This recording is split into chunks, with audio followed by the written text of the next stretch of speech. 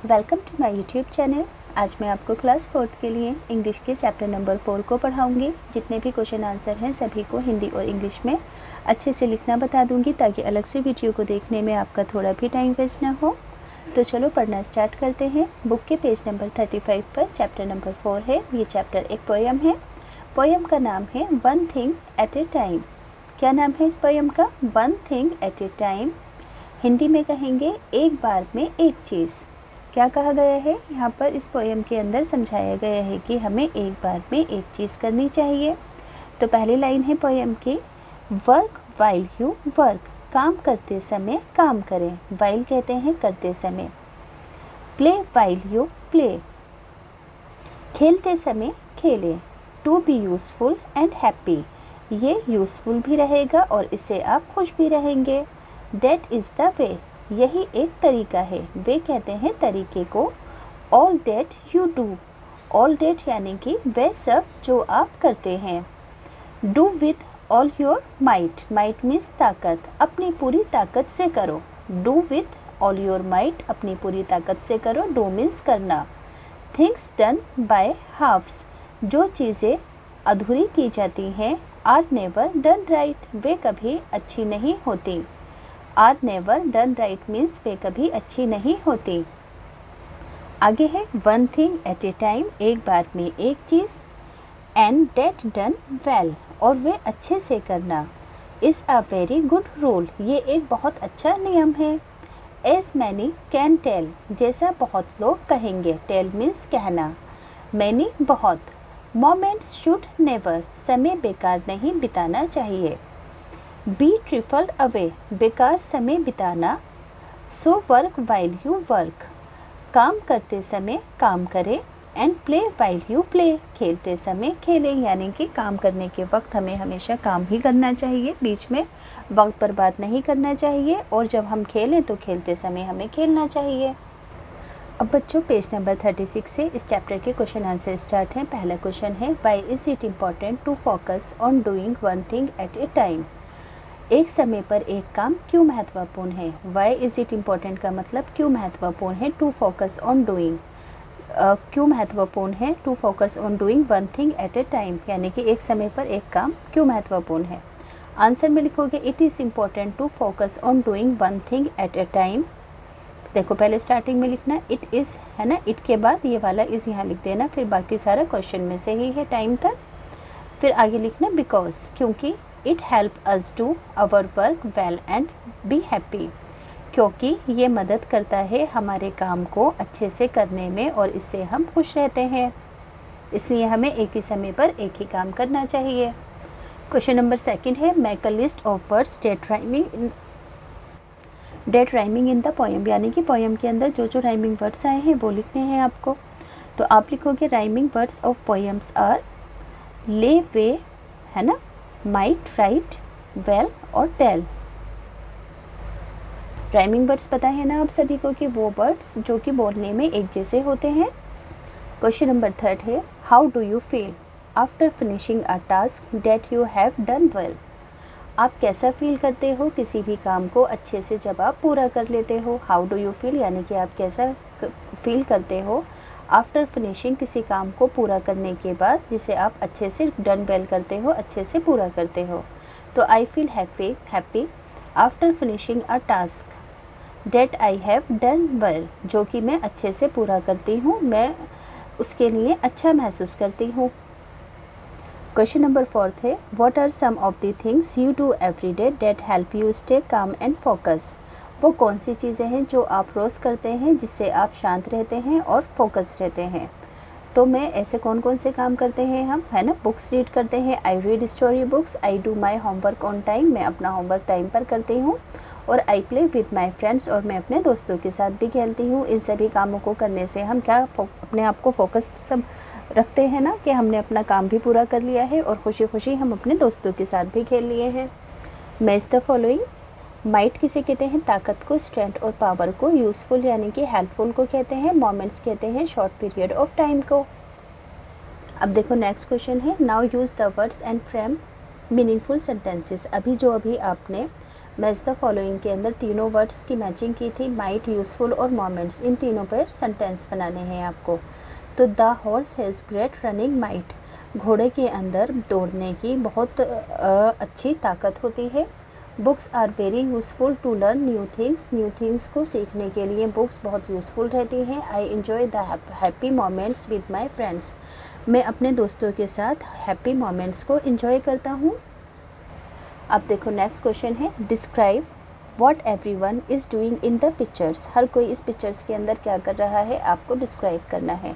देखो जैसे कि सबसे पहले कृष्णा जी यहाँ पर बांसुरी बजा रहे हैं, यहाँ पे गर्ल्स स्टापू खेल रही हैं, एक बच्ची रेनबो को देख रही है, एक लड़की यहाँ पर है ना फ्लाई काइट उड़ा रही है, कुछ बच्चे सीढ़ियों पर चढ़ रहे हैं, कोई लड़की पेड़ के पीछे छुपी है, कुछ बच्चे स्कूल जा रहे हैं, कुछ लड़कियाँ गाना गा रही है ना, यहाँ पर कुछ बच्चे खेल रहे हैं। तो आपको इस पिक्चर में जो जो चीज़ें सीन दिख रहे हैं उन सभी सीन्स को आपको यहाँ पर लिखना है। जैसे कि मैंने यहाँ पर लिखा है,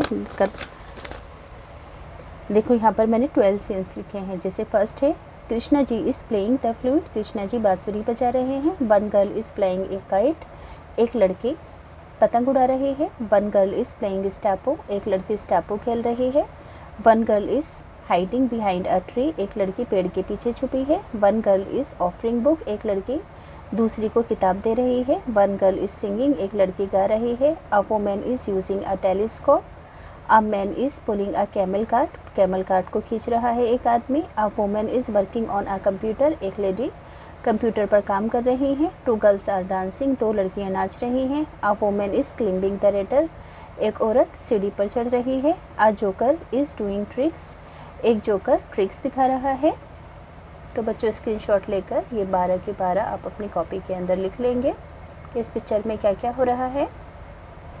रीड अलाउड द फॉलोइंग से lines, all that you do, आप वो सभी जो आप करते हो, do with all your might, वो सभी आप पूरी ताकत के साथ करो।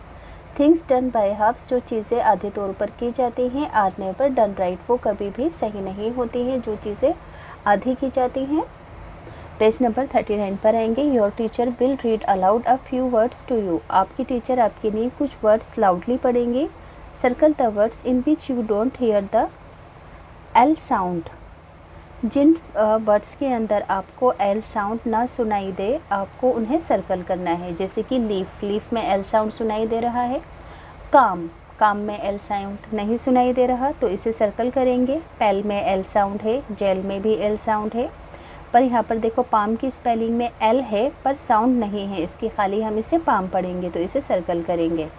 हॉल और क्लीन में एल साउंड है, काफ के अंदर एल साउंड नहीं है। शेल्फ में एल साउंड है, चौक में एल साउंड नहीं है, टॉप में एल साउंड नहीं है। सिल्क में एल साउंड है, बाम में एल साउंड नहीं है। प्लम में एल साउंड है, सेल्फ में एल साउंड है। यानी कि जहाँ जहाँ पर आपको एल साउंड नहीं सुनाई दे रही उसको सर्कल करना है। नेक्स्ट क्वेश्चन है, write down it your daily routine in the space given below, write tick if they are work और प्ले। देखो यहाँ पर आपको अपने रोज़ाना डेली रूटीन को लिखना है और जहाँ पर आप खेलते हो काम करते हो वहाँ पर राइट लगाएंगे। 6 AM आई वोक अप, काम करते हैं। 7 बजे ब्रेकफास्ट करते हैं। 7:45 पौने 8 बजे स्कूल जाते हैं। 11 बजे अपने दोस्तों के साथ क्योंकि रिसेस होता है लंच में हम खेलते हैं, प्ले पर टिक कर दोगे। 1 बजे I study in class, school में पढ़ रहे होते हैं। शाम के 4 बजे आई प्ले एट होम, घर में खेल रहे होते हैं। 6 बजे आई डू माई होमवर्क, तो हम यहाँ पर वर्क यानी कि स्टडी कर रहे होते हैं। अब बोला गया है now write the above routine as a paragraph, जो अभी आपने रूटीन लिखा है उसे आप पैराग्राफ में लिखो।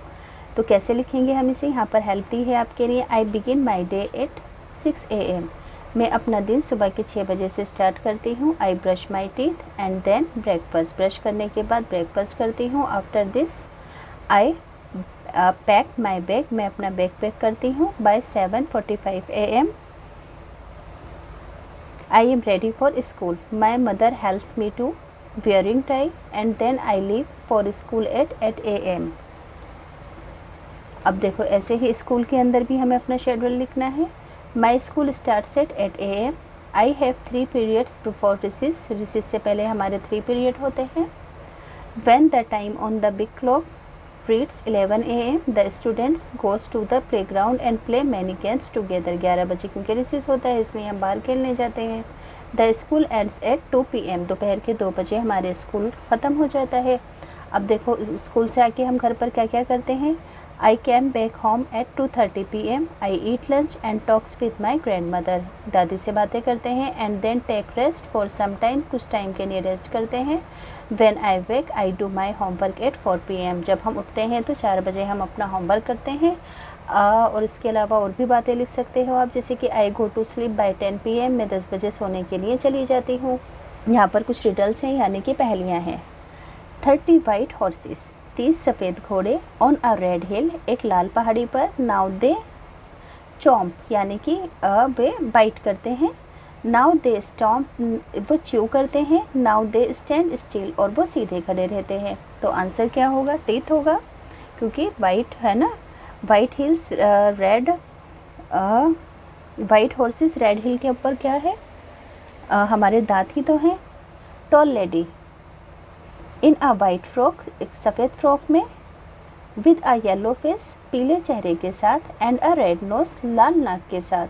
द लॉन्गर शी स्टैंड्स, वे बहुत लंबी खड़ी रहती है. द शॉर्टर ही ग्रोज, और फिर वो जैसे जैसे ग्रो होती है वो शॉर्ट होती जाती है. तो यह है कैंडल. नेक्स्ट है hard, hard and brown outside, बाहर से हार्ड होता है और ब्राउन होता है. सॉफ्ट एंड वाइट इनसाइड, अंदर से मुलायम और सफ़ेद होता है. हु एम आई, मैं कौन हूँ, तो ये कोकोनट है.